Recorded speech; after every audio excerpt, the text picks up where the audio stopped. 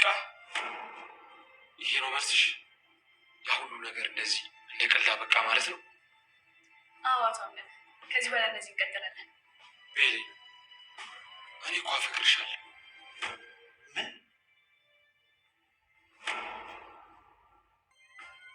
መቼም ቢሆን ባላጠፋሁት ጥፋት ይቅርታ አልጠይቅሽ። ሰማሽ? ደግሞም የአንቺ መጫወቻና መቀለጃ አለ። በፈለግሽው ነገር ልቀቂው። ቆንጆ ነች አይደል?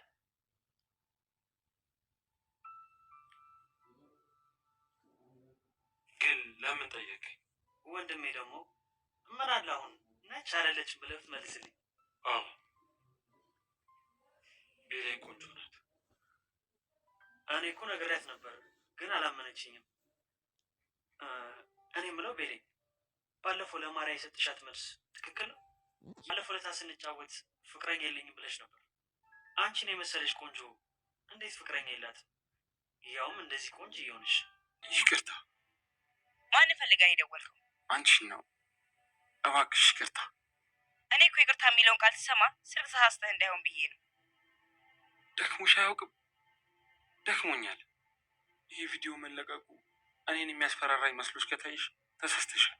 እኔ ሳደርገው ነው የጸጸተኝ። ግን አያልቅብሽም አይደል? ይህን ያህል ጊዜ ተተረተርሽው ሴማ ታምነኛለች ብለሽ ነው? ተሳስተሻል። እንዳውም ጊዜን ተሻማሽብኝ። ቤክ አሁን ከክፍል ውጭ። ድሮም ሰዎች ስትባሉ የፈለጋችሁትን ነገር ካገኛችሁ በኋላ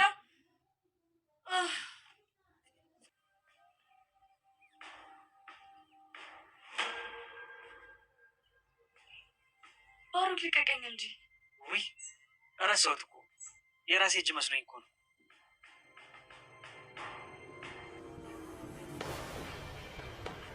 አቶ አምነን በአሁኑ ሰዓት ላይ ከባድ አጣብቂኝ ውስጥ የገባ ይመስላል። የመጀመሪያው ብዙ ችግሮች እንዳሉበት ሆኖ የአሁኑ ግን መውጫው መንገድ የጠበበበት ይመስላል። አምነን እንግዲህ ከራሱ ህይወት ባሻገር ሌላው በፍቅር ህይወቱ እየተፈተነ ይገኛል።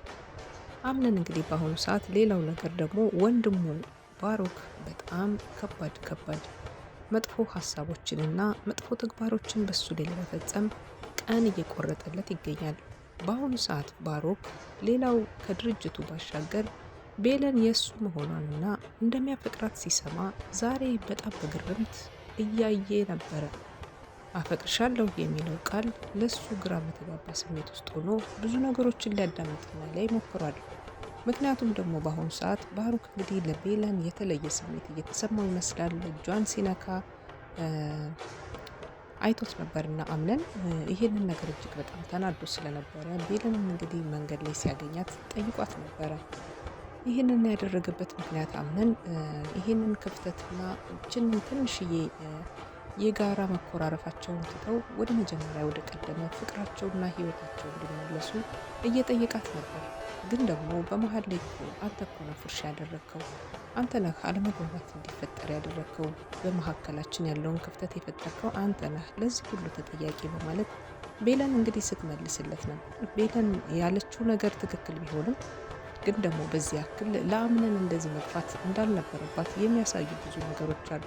ቤለን እንግዲህ አሁን ያሰበችው ከጄሪ ቀጥላ አሁን ላይ ያለችው ማርያ ለሱ ተተኪ ሚስት ናት ብላ ስላሰበች ይህንን ቦታና ክፍተቱን ተጠቅማ ማርያ እየተጠቀመችባት መሆኑን አላወቀችም። ቤለን እንግዲህ ከሁላቸውም ሴቶች የበለጠ አምነን ላይ ትልቅ ልብ እንዳላት፣ ትልቅ ቦታ እንደተቀመጠላት አላወቀችም።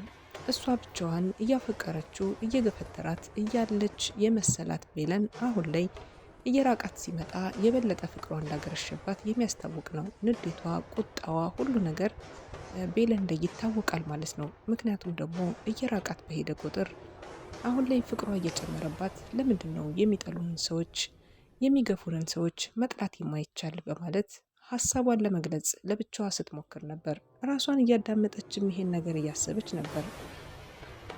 እናት ሞርዜናና እንዲሁም ደግሞ እናት ሴማ አሁን ላይ ቤተሰባዊነታቸውን እያቀራረቡት ይገኛሉ። ቤተሰብነታቸውን ከዚህ ቤተሰቦቹ ሁሉንም ሰባስበው እንግዲህ የራትም ቁርስም ሁሉንም ነገር በሚያደርጉበት ቅስፈታት ውስጥ ላይ ብዙ የሚመለከቷቸው ነገሮች አሉና አሁን ላይ እንግዲህ ስለ ባሮክ ልጇ እንዲሁም ደግሞ ስለ አምነን እያንዳንዱ ነገር ሲያወሩ ነበረ።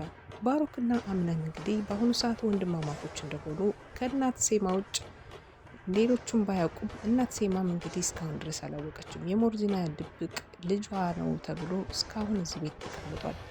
ግን ደግሞ ሜርሲ በተቃራኒ መንገድ የባሮክ ማንነትን ለማረጋገጥ ከጠዋት እስከ ማታ ድረስ ትለፋለች።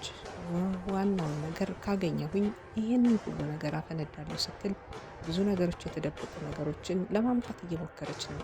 እንግዲህ በአሁኑ ሰዓት ከሰለሞን ጋራ በመነጋገረው የስልክ ጥሪ አምነን ባሮክ ገብቶ ነበር ወደ ክፍሉ እና ባሮክ እንግዲህ የሰማውን ነገር ሰምቷል። በጣም እጅግ ግራም ያጋባ ነገር ነበር የሰማው።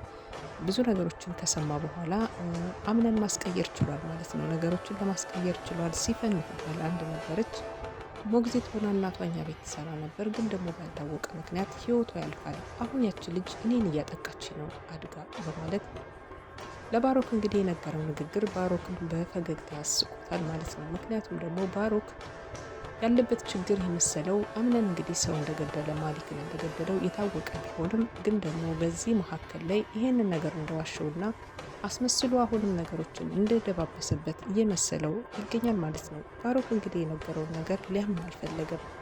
ምክንያቱም ሊያምን ያልፈለገበት ምክንያት ይሄንን ነገር ብናገር እንኳን ራሱ ወንድሜን እንዲሁም ቤተሰቦችን አሰቃያለሁ ብሎ አስቦ ነበረ። ሌላው ነገር በአሁኑ ሰዓት እንግዲህ ትልቁን ዶክሜንት ባለቤት የሰረቀችዋ ሴት እጅግ በጣም ካታሊና ምትባል አሁን አምነን ይቅርታ እንዲጠይቃት አድርገዋለች ማለት ነው። የአምነን ይቅርታ ከልብ ነው፣ ተጸጽቷል ባደረገው ነገር ቅጽበታዊ እንዲሁም ደግሞ በቃ ባላሰበው ሁኔታ የሚወደው ያልጠበቀው ሰው እጅግ በጣም አመኔታ የሰጠው ሰው ክዶት ድርጅቱን ንብረቱን ሁሉን ነገር አጉድሎበት ሲያገኘው እጅግ በጣም ስለተናደደ ይህን ነገር ለመፈጸም እንደተገደደ የታወቀ ነገር ነው። ግን ደግሞ አገሏል፣ ነፍስ አጥፍቷል።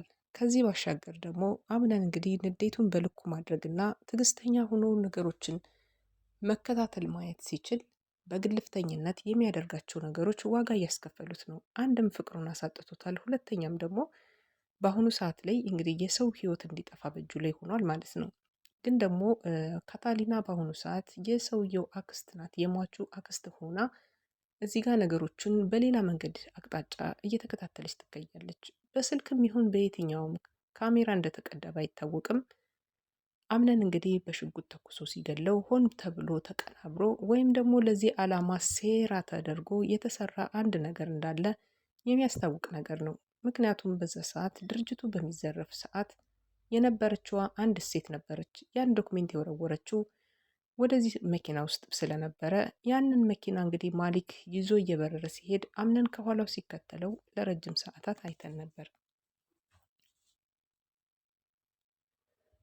በዛ ቅስፈት ውስጥ እንግዲህ አምነንና እንዲሁም ደግሞ ማሊክ ለረጅም ሰዓታት መኪና እየነዳ በሚሄድበት ሰዓት መኪናውን እንግዲህ የመጨረሻ ቦታ ላይ ነው ያሉት ቦታ ሲያቆሙ እዛ ቦታ ላይ እንግዲህ ተተኩሶበት ጥይት እንደተገደለ አይተን ነበር።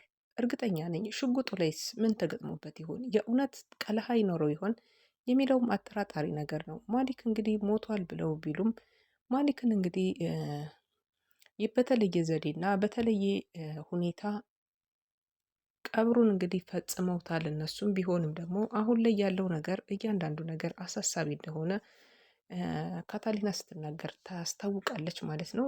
በሌላም በአንድም መንገድ ልትበቀለው ያሰበችው ረጅም ሴራና ረጅም መንገድ ይዛ ጠንስሳበት እንደመጣች እያየን ነው። ባሮክ እንግዲህ ሌላው ነገር ካታሊና ያየችው ከካሜራ ከደበቀችው ካሜራ ስር ላይ ባሮክ የሆነ ነገር ሲቀብር ይታይ ነበርና ከቤቱ ግቢ ላይ ሰው አየኝ አላየኝ ብሎ ወጣ ገባ እያለ የሆነ አንድ ነገር የማይታይ ነገር ሲቀብር ይታያል።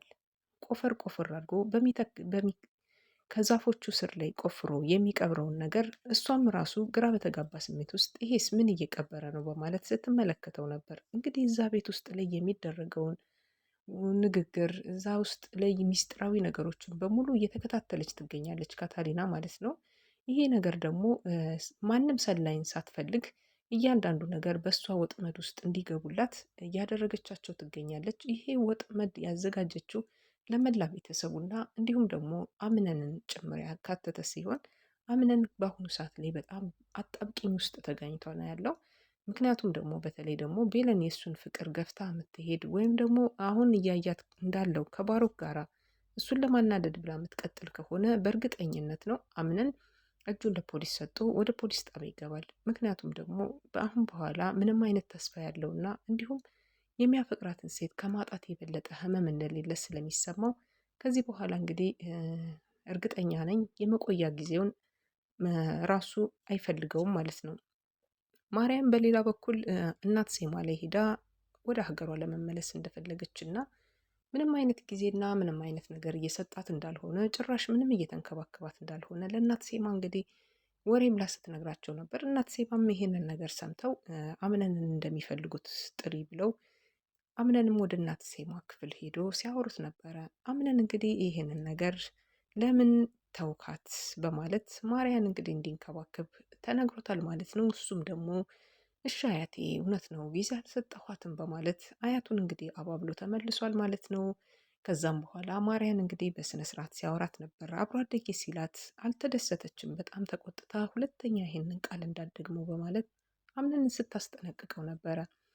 እሺ ማን ልበልሽ ታዲያ ሲላት ማርያ ውዴ ቢሎ ሲጠራት እጅግ በጣም ተደስታ በፈገግታ ይሄንን ቃል ነበር ምናፍቀው የምፈልገው በማለት እንግዲህ አሁን ላይ የፍቅር ቦታ እንዳላት እሱ አንዲትም ደቂቃ አስቧት አያውቅም። ከእህትነት የዘለለ እንዲሁም ደግሞ ከአብሮ አደግነት የዘለለ ለማርያ ምንም አይነት ስሜት እንደሌለው እሷም ጠንቅቃ ታውቅ ነበር እና አሁን ላይ ነገሮቹ እየተጋጋሉ ያሉት ነገሮች ሁሉ እየተፋፋሙ መጥተዋል። እናት ሙርዚና እንግዲህ ያለውን ነገር አለመናገሯ ህመም ሆኖባታል። አሁን አንዴ ከአምነን አንዴ ከልጅ ባሮክ እየሄደች ግራ በተጋባ ስሜት ውስጥ ትገኛለች። ዶክሜንቶቹን እንግዲህ መረጃ ያገኘው ባሮክ ከአሁን በኋላ ማንም የማይችለውን የቤተሰቡን ሁሉ ንብረት ሊያባክን እንደሆነ ታውቃለች። ሙርዚና ለዚህ ነው ጭንቀቷ። እናት ሴማም እንግዲህ በበኩላቸው ብዙ ውለታና ብዙ ነገሮችን ያደረገላቸውን የማርያን አባት ላለማስቀየም ልጅና ልጆች እንዲጋቡ ለማድረግ እየጣሩ ይገኛሉ።